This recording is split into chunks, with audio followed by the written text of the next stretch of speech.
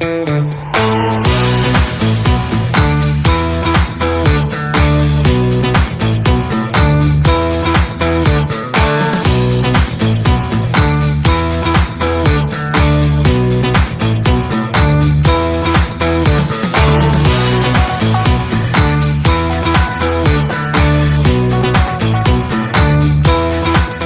everyone, welcome back to another episode of iGaming Unplugged. Today we are diving deep with someone who has not only witnessed the evolution of iGaming but has helped to shape it.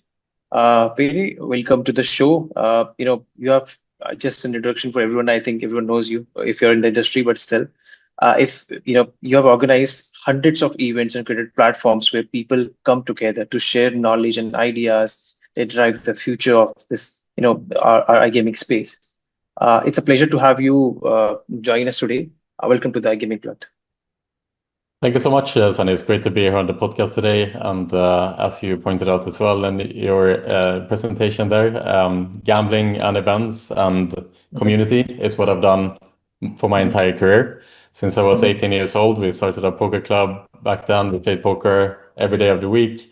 And I've been in this industry for a long time, being around the gamblers, with the gambling kind of community. And that eventually brought me here today, leading Next.io, which is the kind of leading events and media B2B organization of the industry. That's so. And honestly, I'm going to start with your journey first because it's quite interesting for me, for everyone. I have this question in my mind, which is very interesting. That your journey from lobbying from poker to co-founding Next.io is quite remarkable. What was the motivation factor, or what motivate you to stay in this industry for so long? Yeah, no, I think, Sunny, for me, like one of the guiding principles of building a successful career has been to try to be consistent in what I've been doing. So for a very Or what motivate you to stay in this industry for so long? Yeah, no, I think, Sunny, for me, like one of the guiding principles of building a successful career has been to try to be consistent in what I've been doing. So for a very, very long time, for more than 20 years, I've been building network, building presence, building a good reputation, being reliable, so on and so forth. And so I've done that in one industry to the point where there's a lot of key stakeholders and companies and organizations that know that if they work with me and with our company Next.io, they know that we will deliver and they know that we will do things right, because that's what we've always tried to do. And I think that is the motivating factor for me. It's just, this is my passion. It's been my passion for my entire career. It's not just a 9 to 5 job for me. This is part of my identity and it's part of my life. And I think to break through and to try to do something a bit special, if that is what you're looking for in a career, I think it is really important not just to see your job as a job, but as part of your identity. So it wasn't a choice. It was just, this is who I am. And I'm just very fortunate to be able to work with the things that I love in the industry that is a part of my identity. Oh, that's great. That's superb. I also try to be, as much as possible. I can love my job, but it's quite difficult with that. Uh, you know, for someone just stepping out stepping into the industry, right? iGaming space today, what would be the single best piece of advice from your side to a rookie, or maybe just an advice to avoid rookie mistakes? No, I think from a high level, Sonny, what's so amazing with this industry is that we are obviously an industry that lives a little bit on the outside, on the fringes. Let's say we are a criticized industry, but that also gives a lot of opportunity, because anyone who comes into our industry, it doesn't matter your background, your ethnicity, it doesn't matter who you are, what interests you have. If you're a little bit different than others, you will have a really great opportunity to succeed in this industry to the level that you want to succeed in. So I would say, if you enter this industry, and if you're ambitious, know that if you stick through with time and you do things well and you work hard and you try to do your best, you will break through at some point. That's just how it is in this industry. I've seen it time and again with people who start from the very, very bottom with very little background, with little education, but they have talent and grit and their heart in the right place. And with that, good things will come to you in this industry. So my advice is, again, be consistent if you go into this industry. Try to do things the right way. Don't cut corners, and think about the long term. Don't think about the short term too much. It's super advice because I think I've been I'm also experiencing the same thing right now, and I've met a couple of great guys in the industry. The people we know, they are doing a superb job. They are influencing the industry, and the best part is we don't even want to. And I think this is the important part of this, good part of this industry, that we don't want to even know where they're coming from, what was their background, what was their education. Still, they are the industry veterans, and they are, because the kind of experience they have, the kind of influence they have, they are changing the world. They're changing the iGaming world for sure. And even right now, AI is coming, lots of changes happening. Gen Z, Gen couple of, there are two kind of generations which I feel right now, which is fighting for the game. So one is the traditional ones, and the new generation, which we also call them Gen Z. And to cater both the industries all together at some time, it's there has to be something that it has to be people out there. I've met a couple of people recently in SBC. I went there. There were lots of great minds over there. They're talking about Yes. the product, the new innovations, how you can, how even retention, how they can focus, use AI for retention and a couple of other parts. I think it's a very good advice that this industry accepts you if you're hardworking, if you have the grit to stand by, if you are willing to do what do you have clear in your mind. I think you'll will definitely go so far for this industry. Coming to the, as I mentioned, I've seen a couple of guys. I'm seeing you as a in an industry veteran here also. So just one question, which is that how do industry experience, or how do industry veterans influence the direction of product innovation in iGaming? Like, there's lots of things happening. Everyone is using AI, everyone is using new tools, focusing on retention, focusing on product. Wherever you go in events and exhibition, people talk about product. Like there's a lot of talk about product, that this is happening in product, this should happen in products. And it's not only about the iGaming product, it's about everything. It's about marketing, it's about business. There's always an innovation is required, there's always innovation required in strategy. What do you think? How industry veterans, they have their influence in these kind of evaluations? Yeah, well, I do think like if we look at kind of innovation and products of the future, I think Mm-hmm. one thing that holds a lot of potential, if we do zoom into AI for a moment, Mm-hmm. is the potential impact the AI can have on player responsibility and player safety. Because currently the regulators across the world are regulating with like a blanket regulation across the players that you kind of set deposit limits or slow down the games and so on. And this is a kind of a blanket regulation that is forced upon all our customers, whether they have potential for gambling harm or not. But I think Mm-hmm. with the introduction of AI, that potentially in the future would be able to identify potential harmful play very early or in real Mm-hmm. time even, that allows the regulators to more pinpoint those that are Mm-hmm. potential harmful players rather than this blanket regulation across the entire industry. And I think that could be something really interesting because on the one hand, it's great for the industry to be able to genuinely try to tackle the problem of problem gambling that Mm-hmm. affects 1 to 2% of our customer databases. Mm-hmm. And on the other hand, from the regulator side of things, they could also score really important wins to say that they are enforcing really strict AI regulated thresholds for limiting these players in real time. And if that works, it would be a really like revolutionary thing for the industry if that came to life. So, I think in general, when I think about the future, I try to think about like the kind of overall trends of the industry. What are like the big challenges for the industry currently? And regulation is obviously at the top of those challenges for the industry today, where there is this kind of divide in the industry where you have the regulated part of the industry, but it's so heavily regulated that it's so Mhm. difficult for operators to operate in that environment. And then obviously there is the alternative, which is the unregulated side, that is a lot more profitable.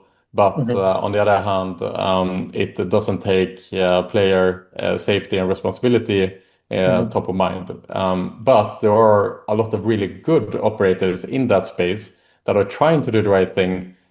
They just don't have the option to operate in the regulated space, so to say. So I think if we can come to terms with how we solve the problem of harmful gambling, potentially through the use of AI tools in the future, that could hopefully allow for a more even space in the regulated environment where the good actors of the industry, whether they Mhm. are small or big, have an opportunity to operate more in regulated environment. Oh, well said, well said. I think, and is just I think it's more of a follow-up question. And even when we started the tone of this episode from entrepreneurship, from your journey, because which is very exciting to me personally as well. And so when it comes to the entrepreneurship, when it comes to the companies, and when it comes to the new product as well, there's always one thing which is very important, I believe personally, which is storytelling, right?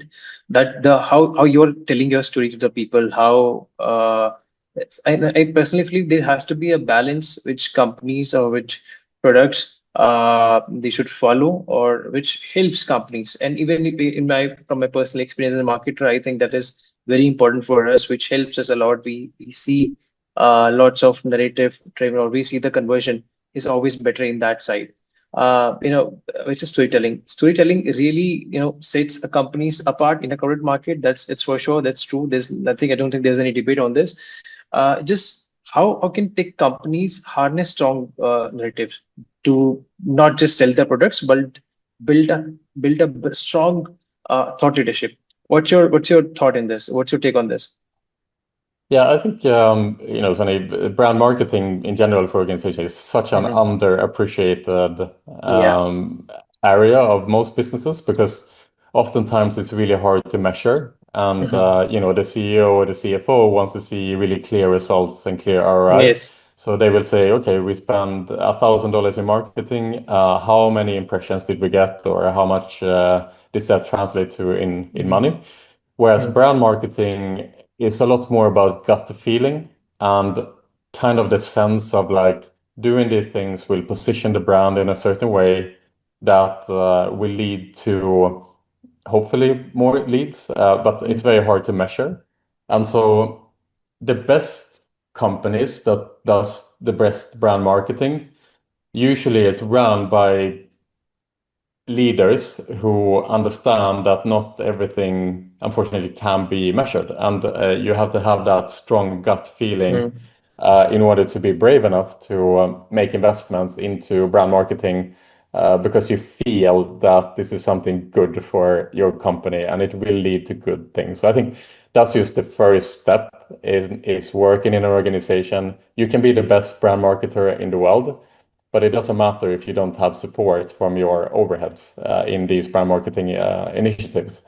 Um, so being a marketing-minded company, I think is step number one to be successful in doing these type of brand marketing initiatives. So if you want to position yourself and your brand as a thought leader,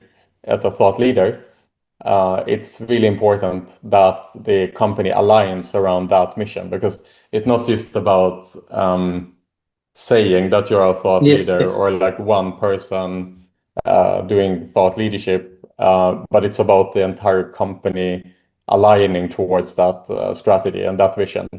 So if that is something like step number one is again to align your company towards that mission and get the company to believe in that vision, that this is important to take that step as a differentiator. And once you have aligned your organization around, say that you want to position your brand as a thought leader, then you start the second step, which is then to write down, okay, how do we now actually pursue this initiative? So you're hosting this podcast now, for example. That's one initiative that is really good for that thought leadership angle. Like you're not alone in doing that as a brand. There are other companies who do that the same as well. So then I think it is a lot about figuring out, thinking really deep about what is it that your company can educate the industry around? Like, what is your expertise within the industry that is genuinely interesting to teach?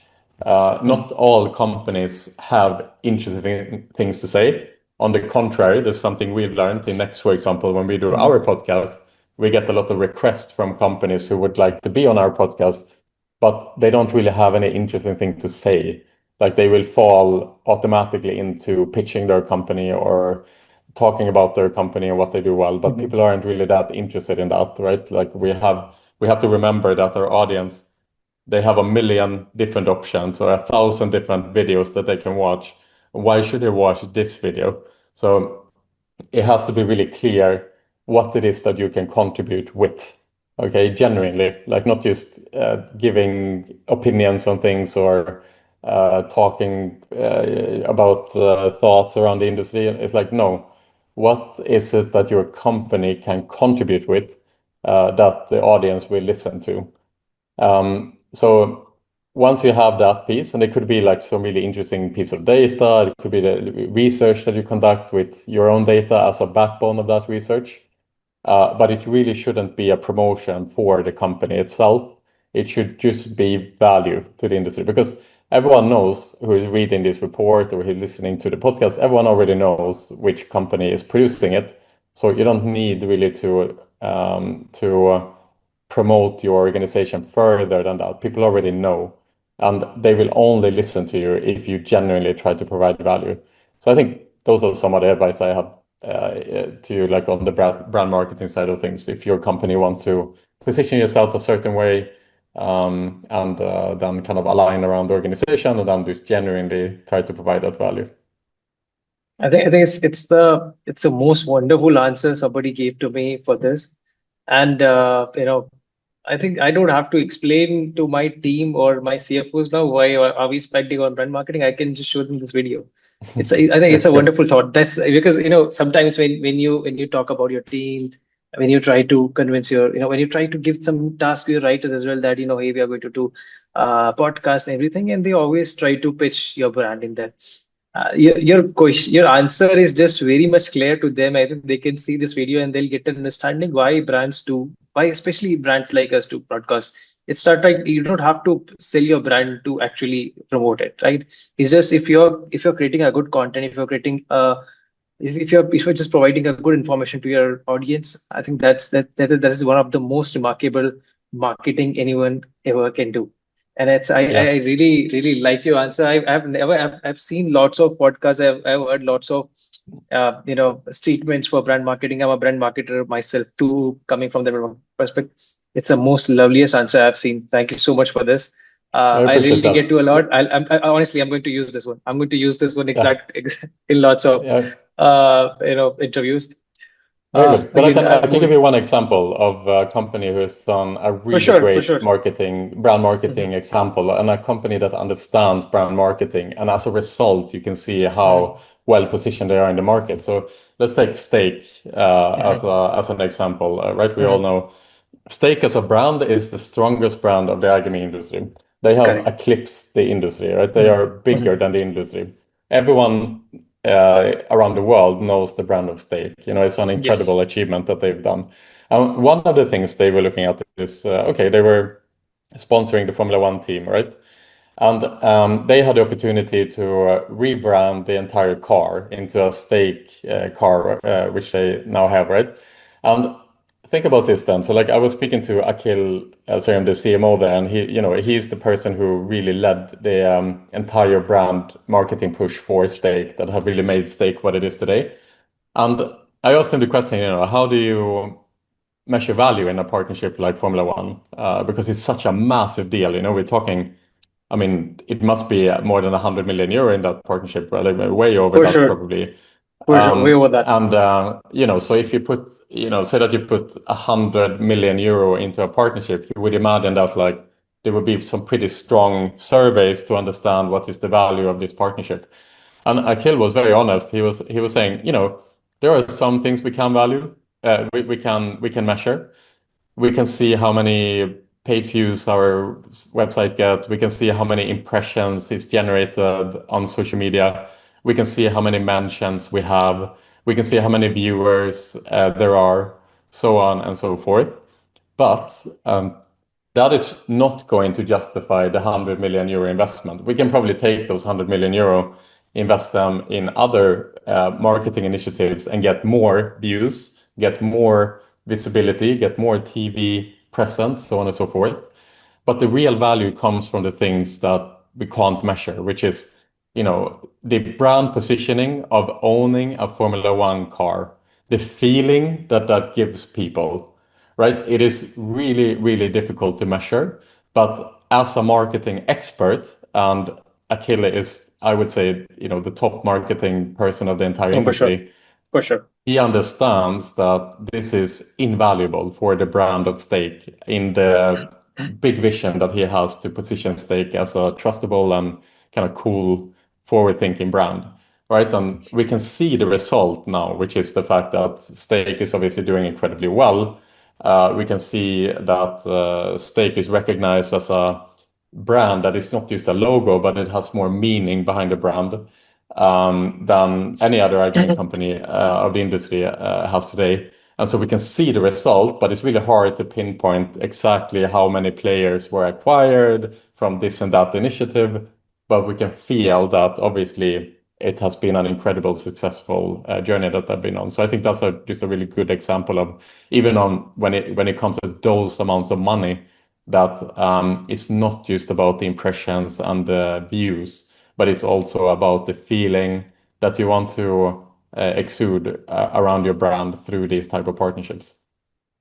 I think it's a wonderful example. It's a wonderful example, and that's true. That's true. People and with the brands, the bigger brands, the good brands in the market, like you just mentioned, Stake, they understand the value of brand marketing. They know how it's going to, how it's important for your brand to create a persona in the mind of user, create an image in the mind of user, and the feel. Obviously, it's a feel, it's a persona which you're creating, and that leaves an image for your brand.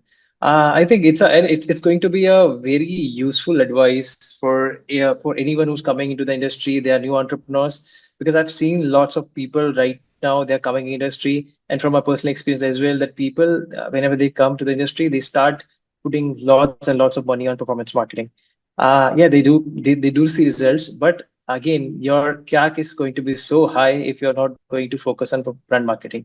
Brand marketing, for sure, they are, as you mentioned for clearly, that it's a little difficult to measure for sure, but when you do in the right way, when you create good personas, you'll start seeing good impact coming on other metrics also. Your CAC has started going low, your retention will increase, your brand recall will increase for sure. These are the things that people definitely, I think they should, and it's a good advice, guys. If you are looking here, and if you're new to the entrepreneur world, into the business, please focus on brand marketing. It's very important for everyone, and it's a wonderful advice from you.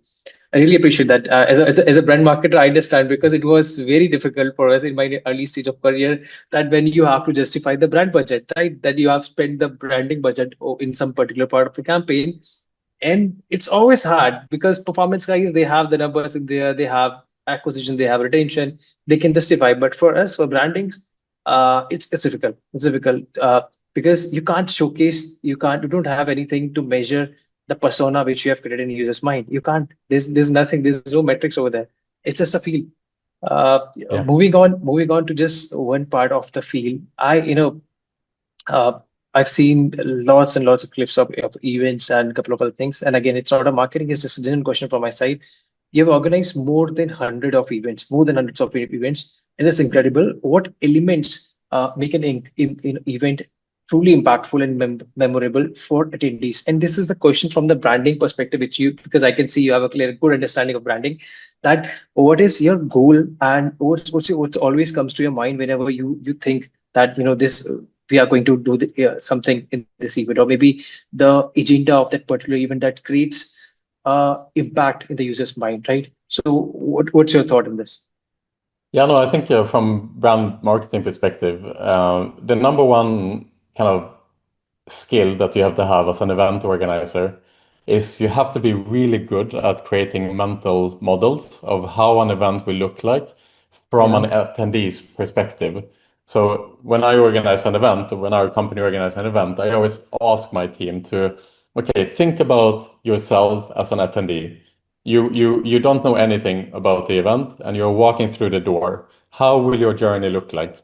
Like imagine yourself walking through the door, walking through room number one. What are you looking at? Where are you going? Is the signage okay? How are you feeling when you're walking in there? And as you are doing this, you will discover things can become better because you realize, oh, from our perspective, we know where everything is. But if an attendee has never been in the venue before, how do they find the conference room number three? Do we have correct signage? And how will they feel when they're walking on the floor? Can we create? It's really important to create a good atmosphere where people feel relaxed and comfortable. Because when they are relaxed and comfortable, they will have a much easier time to network and to meet new people. So it's really important that the people feel good. But then on another level as well, it's not just about imagining yourself as an attendee. There are many different type of attendees. There are some attendees that know a lot of people, so they will have an easier time to meet people. And there are some attendees that have never been at an iGaming event before, and they are walking in there at the first time feeling a bit, anxious that they don't know anyone. How can we get that person to feel comfortable? Then there are people who are old, there are people who are young, there are people who like morning activities who are very healthy, there are others who perhaps like to network over a beer, um, evening events. And so you have 1,000 different personalities that are within the same space, and they're all kind of finding this event and how they find success in different ways. So you really have to try to understand how you create experiences for very different personalities and still be able to offer them something on their terms. So when we organize bigger shows and bigger events, we really have to cater to all these personality types so that they feel that they can create their own agenda. So I think if you ask different people about our events, they will have a very, very different experience because we create and we cater to a lot of different type of personalities. So they will put together their agenda and their couple of days at our event that are very, very different from another person who will see the event from a very different perspective. And I think that's what sets us apart a little bit from the other organizers, which maybe just kind of offers, let's say, a platform, an exhibition. Okay, good luck, off you go. Whereas we try to make our events a lot more dynamic, a lot more creative. We try to go that extra mile when we organize our events. We try to build Next as a very forward-thinking brand that can offer something different. And I think you'll see that in our events, that they are a little bit more kind of futuristic like. They are a little bit more serious. They do consider the thought leadership piece more than others. And that leads us to then create a brand that is not just a blank conference organizer, but we actually have values in our brand as well. And that's what we really try to exude in our events as well. Oh, great. I think you mentioned a very important part, which came to my mind just now. That when I used to visit, earlier when I started going to exhibitions and a couple of things, I was the one guy that when I used to be anxious a lot of that. Who am I going to meet? What will I do? I don't know a couple of people. Even when you are new to the industry initially and you start going to exhibitions, you start going to represent your brands. It happens a lot that you don't know people. Now you know people that you'll see every stall. There are a couple of people that they know you. And but initially, this is very important part, and it's a very good thing to consider as a event organizer, that for the people who are new to the industry, what are you doing for them? Because they are also attracted to the industry. They are newcomers, they're coming to there, and they always have some purpose, and their purpose is networking. At some part they have this purpose of networking as well. I think it's a great initiative. Just one more question to this event part is, I really wanted to understand what's next. How did you come up with this, with the name of Next? What was the idea behind Next? Yeah, so when we started in 2019, we did a Mhm. simple brainstorm of what should the name be at that time. Mhm. I think we had like 100 different suggestions, and we landed on iGaming Next, which was the original name of the brand. So the first couple of years, the brand name was iGamingNext.com. And then we came across the domain next.io, and we just Mhm. really fell in love with the brand. We felt once again, from brand marketing perspective, what a statement to own the next.io domain. What a statement brand to run. Anyone who comes in from outside of the industry and who is trying to think, okay, who are like the most serious, B2B trade media organizers, Mhm. and they look Mhm. at, iGaming Business or SBC, but when they see Next.io, you must be thinking, okay, this is a serious brand. So we rebranded into Next.io as a really big statement to the industry that we are not just here to run a simple news portal or run serious events. We are here to become an industry leader, and I think that really the domain really told that story, I think. So that's how we landed on Next.io. Also, Next is very forward thinking. It kind of tells you that we are looking at the future. It's looking forward. And so it really fits well with our identity as an industry leader, an industry benchmarker, and the brand that guides you into the future.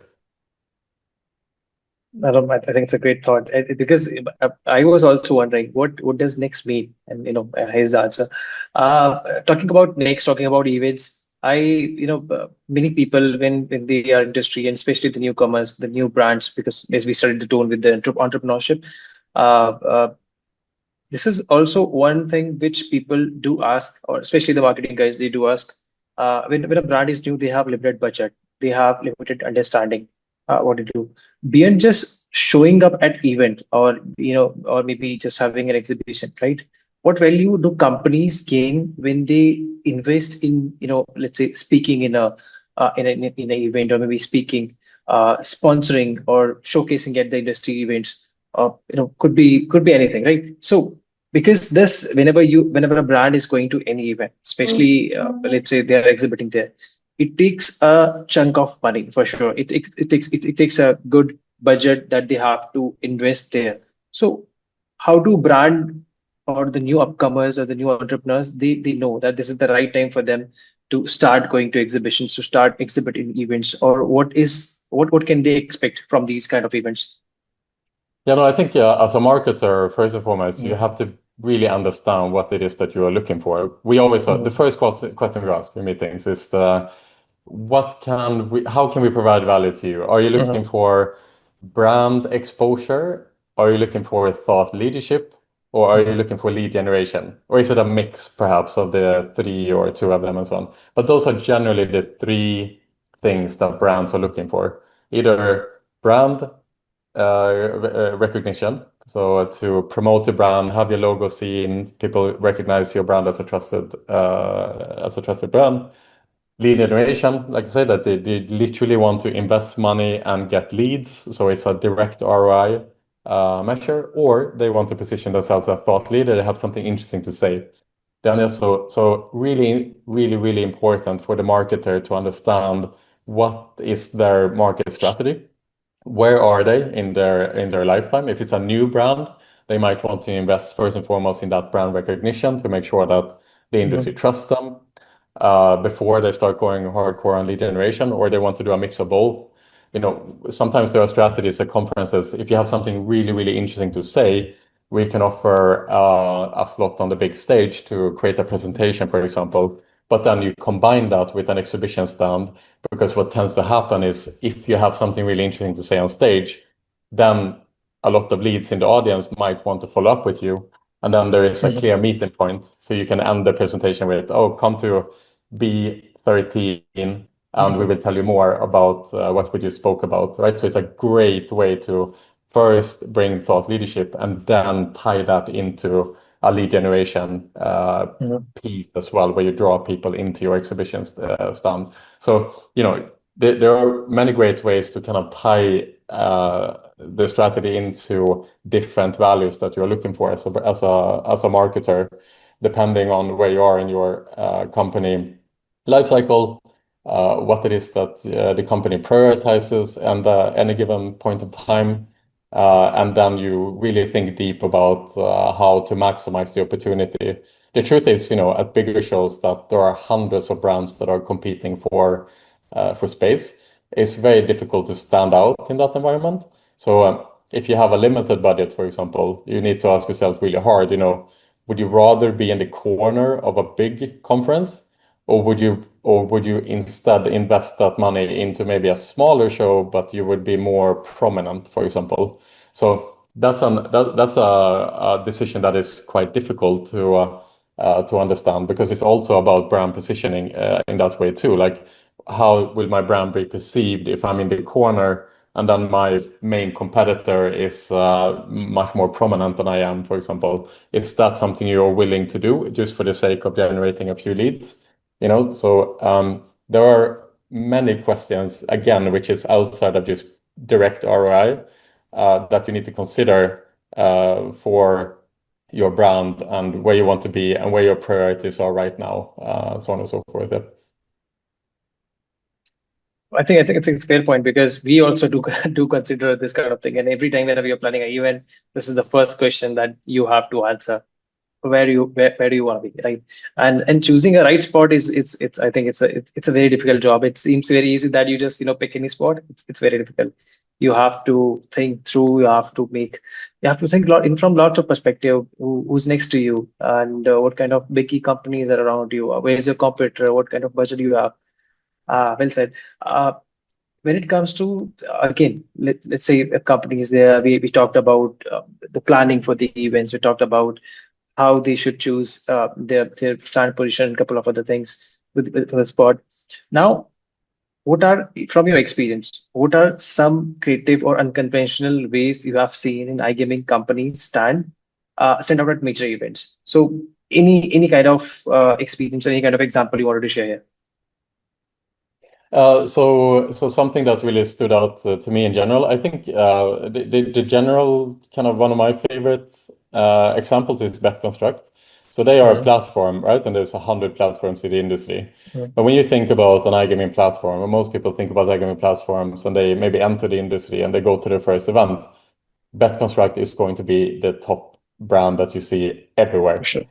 For sure. They have the biggest banners. They have the 30 by 15-meter banner outside of ice that is just absolutely eye-catching. They have the coolest, biggest stands right at the center of every single show that they attend. They are the main partner. Not only that, but they have a very particular brand itself, which is a magenta color. It's not pink, it's not purple, it's magenta. And they own that color, and it's very, very, very visible. You will see their brand from a kilometer away. Okay, and this is also a brand marketing play, because as a brand, you need to decide: do you want to, for example, be seen as a really exclusive brand, or do you want to just be seen, for example? There are some brands that do this really well in all brands across the world. You have Remax, for example, which is a real estate agent brand. They have very distinct blue, red, and white colors, and you'll see that brand from a kilometer away. Same with BetConstruct. They have this really, really, really visible brand that you will just see from a mile away.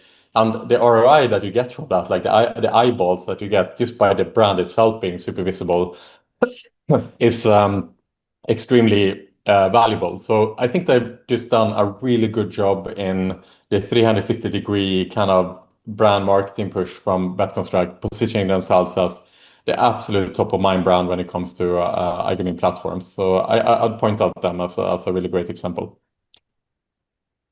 Yeah, for sure. Because whenever you go, and well said, whenever you go, you see them. They're always there. I think similar kind of example, the colors. I think Pari match I've seen in recent events. They have this yellow color for sure, but now they have started doing this very bright, big LED screens. Wherever you go to any event, there's a one big screen, and you can see from miles away that the screen is playing, and this, a bright neon yellow color is coming up, and then there are a couple of animations are going on. It's very eye catching because if you're not interested or whatever, if you're walking through that lane, you'll definitely see them because I think it's a very good example you have given to us. Uh, Apart from this, the events. Let's talk about a little about bit about the future of iGaming. Let's talk about the trends, right? I think this is an understanding which I wanted to understand from you as a founder and as a owner of a very renowned event brand. And this is a very important question because that let's the new generation, the Gen Z players, they have a different behavior, and for the entrepreneurs, for the new brands, it is very important to understand the difference between the behavior of the new Gen Z players and between the traditional players who are there from the industry from such a long time, and Gen Z players, they are new, just recently coming to the industry. Uh, from your understanding, how do you see the player habits and expectations evolving with this new generation? Yeah, so I think it's really important, first and foremost, as an industry, that we recognize that yes, we do Mhm, compete against each other, and mhm, Paramount is competing against Stake, is competing against Flutter, is competing mhm, against Betson, so on and so forth. But mhm. beyond that, we are also competing against Netflix. We're also competing against TikTok for the screen time of the phone, For right? sure. So if TikTok is more engaging and more thrilling than the gambling experience, then as an industry, we will obviously lose market share against TikTok and their industry. So I think it's important to realize that that is a competitor for our industry, and that those are competitors. And we need to understand the mindset of the Gen Zs and how to tweak our products in order for our product and our industry to be positioned as well as possible to succeed. I think the it's becoming the Gen Z is so much more demanding than any other generation for their attention. It's much more difficult, and you have to understand that you kind of buy 5 second increments for the Gen Z. So like first, you win their attention. That means that you won 5 seconds, but you need to constantly win the next 5 seconds in order to keep the attention of the Gen Zs, right? So it's not just about getting the Gen Zs to start playing a game, but then you need to keep that momentum going. So, the best example of that is if you look at Mr. Beast videos, they are quite long, right? They are like, 15, 20 minutes a Mr. Beast video. But if you really pay attention to the editing style, the pace of editing, you will notice that the whole purpose with those videos is that once you start watching, there shouldn't be an opportunity for you to stop watching. Right, so you buy the next, if you think about that mindset, you're buying the next 5 seconds as a creator, and you watch a Mr. Beast video. He doesn't let you stop watching the video. There isn't a moment in any of those 20 minutes where it gets boring or stale. And this is very much in contrast to the traditional way of doing TV, reality shows and so on and so forth, where like most of the editing is like pretty slow paced, and it doesn't really matter because if you like the Yes. show, you'll probably start it, you're probably gonna finish it. And that generation is not used to you kind of watch half an episode and you don't finish it. So you can get away with lazy editing. You can get away with kind of boring parts and dragging things out. That just simply doesn't work for the Gen Zs. You have to buy and earn every 5 seconds of attention and not let the opportunity strike where you can switch video. So that's the type of mindset we need to adopt as well into our industry as well. If you think about that Mr. Beast video, how do we adopt that into the industry in order to provide similar type of entertainment, which are just so entertaining that you don't want to stop, basically. I think that's great because with the Gen Zs, because the traditional when we talk about the options were limited. We have to stick to something, and it's like we were ready to give some time to explore something. But now with the Gen Zs, when it comes to the when we are competing with Netflix, whether it's a game, whether it's a platform, whether it's anything, uh, they're always ready. They are always looking for something better. They are always looking for something next, right? What's next? I think this is something very interesting that it's well said. If you are targeting Gen Z, just buy their 5 second, and then next 5 second, then it's like you have to buy their time. Yeah, Mm. again, coming back to the entrepreneurship and there's just the base scale, because this episode is totally focusing on uh, you know getting leverage of your experience to the new people. Just tell them how they can understand, how they can learn from the industry veterans from like you. Like one of the main, or it's a very important part, which I feel that partnership is also plays a very important role in any startup's journey. So according to you, how should early stage companies choose the right partner, whether it's investor, advisor, or a tech provider? Yeah, no, I think it's really important as a startup or when you are thinking about seeking Mm, investment that you understand that there are many investors out there, and the investors will only invest in maybe one company per a mm, hundred pitches they get, something like that. So it's not good enough to be the 10th best project out of 100. It's not good enough to be the top 10%. That's not going to lead you into an investment or in a strong partner. You have to be the best. You have to be number one. Okay. And that means some things. So if you are a first-time founder, to just blanket contact companies and investors and you send out your pitch deck to 50 different investors, it's just not going to be good enough. It's just not. You have to be number one. So in order to do that, you need to study the investors and understand what they are looking for, who they are, what are their timelines, when are they looking to exit their fund, who are the individuals, what personal interests do they have?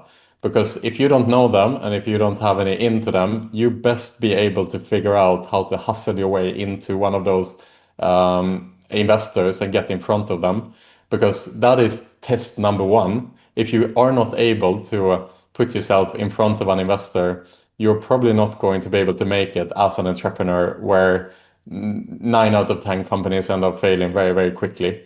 Okay, you have to be an outlier. That is just the absolute number one first thing as a mindset you have to have. It's not good enough to be a little bit better. You have to be extraordinary in your work. Okay, so step number one to prove that you can do it is you will message investors. You won't get a reply from them because they have too many things to do.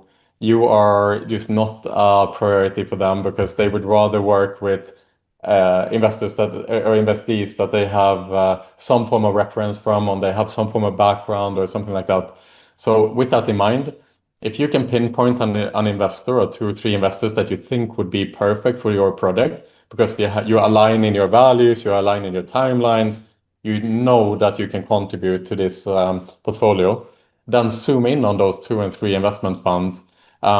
Figure out who you need to talk to. Again, figure out where they are going to be. Figure out what their personal interest. Oh, they like to play paddle. Okay, well, let me myself learn paddle, and so that in 5 months' time, that I can invite this person to a paddle tournament, or I can be part of a paddle tournament when that person is in, and then put myself in front of that person, introduce myself, be a good person, uh, present myself properly, so that eventually I will be able to get a meeting with this person who now likes me and who now trusts me to some extent, so that I can pitch my product and pitch my idea and tell them all the things that I know about this fund, to show them that I've done my homework, unlike all these other entrepreneurs over there who are just randomly sending pitch decks without having any clue on who they are talking to, so that you then eventually can put yourself as that number one opportunity out of 100 other investment opportunities, which will lead the investor to say, you know what, this person really did their homework. They really spent time in learning about us. They really did everything that they could to get in front of me. You know what? Even though this person doesn't have a background in entrepreneurship, they've already proven to me that they can do the work that is needed and that is the right frame of work in order to get in front of me. And yeah, based on that, you might get the opportunity to have your first partner. I think the wonderful advice. I think that's a strategy, that's what we have to do. Uh, uh, looking back to the time, when what is one failure that ended up teaching you the most, and how has that shaped you, how you're facing challenges today? Yeah, so when we started Next in 2019, it was the first event that we did as a conference, as our own conference, and that became a very big success for us. So 2020 was going to be the big year for Next. This year was going to be like the big expansion. We were investing all our resources in the company to make 2020 much, much bigger. And then March of 2020, the I entire know. world goes to I know. lockdown. All events in the entire world disappears. 100% of our revenue in our company disappeared. We had no idea what to do. Okay, we were stuck in the company. We were thinking maybe we need to lay our stuff off and just do something else, start working for a company and do something else. But instead, what we chose to do is we came together as a company with our employees and we just asked ourselves, like, should we just try to get through this together? Do you think we can do it? And all the stuff, we were immediately like, yes, of course, we're going to do this together. We're going to figure it out one way or the other. We knew that we had about 5 months of money and we had to lower our salaries to the absolute bare minimum, all of us, including me and my founder, and we put in all our savings in the company. And we just decided that we are going to revamp our company. And that is what eventually led us to where we are today, where we launched our podcast, we launched our digital initiatives, we launched our news portal, and those digital initiatives became the foundation of our entire company. So 6 months later, we went from being a small local event company here in Malta to be a global iGaming media and event powerhouse. Yeah, and that was all thanks to the fact that we had to change based on the pandemic. We had to lift the head out of our sand and ask ourselves, what can we do under these circumstances? And fortunately for us, that led us to an opportunity to become even stronger and even better. So I think the failure on our part was that we didn't do it earlier. We were just doing the same thing as we did before. And the lesson from that became that once in a while, as people, as professionals, but as individuals, we have to lift our head from the sand and remove our to-do list from the day and just ask ourselves from a helicopter view, are we on the right path right now? Because it doesn't matter if you're trying to navigate that path the best way you can. If you're on the wrong path, it doesn't matter. Like, so sometimes you have to take the helicopter view over your personal life, over your career, or in our case, over our company's future, and just recognize that, oh, actually, there's a better path. Let's go on that path instead. And so that became the lesson for us. I think it's a wonderful story. The brands I have seen, the similar kind of story I have seen personally with the company I was working at that moment, and they did the same thing. It's the moment when the CEOs and the founders, everything was shutting down, and then we had this chat. What should we do next? So it was for a week. We just sat and we used to sit. Every day we just do chit chat, on a video calls, normal chit chat, nothing, nobody, so nobody was worrying about what's happening. And then we used to figure out what's next, what should we do? And then there was one exercise we used to do, that we used to come up with five different ideas every day. We have to chip in all these ideas, and there's a lottery that we'll pick up two ideas and we'll discuss on what to do. And eventually, there's one idea we picked up, and it was a game idea, and our tech team worked on that game. And game worked super well until 2025. It was one of the best rummy game in India so far. They have worked on, and me, myself, and the company, we were really proud of that particular game. I left the company a couple of years after a couple of these years. I guess still when we sit together, when we met these peoples again, we used to talk about this. How do you remember how we come up with this idea for this new game?